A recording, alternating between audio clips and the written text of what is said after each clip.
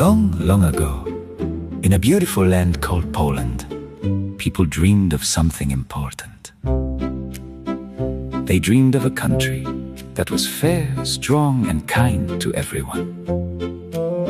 But life was not always easy. Rules were unclear, and not everyone was treated equally. Many people wondered, can we make things better? One bright spring day, May 3, 1791, something amazing happened. in a grand hall filled with voices and hope, wise leaders came together.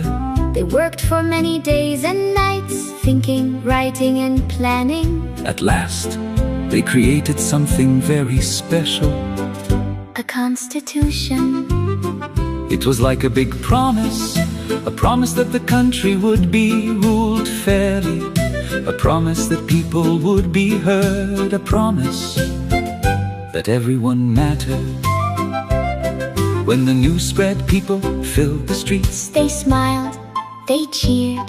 They lifted their hats and waved flags. Poland is becoming stronger, they said with joy. Among them stood brave leaders, a king who believed in fairness, teachers who believed in knowledge, and thinkers who believed in equality. Together, they gave Poland hope. But not everyone liked these changes.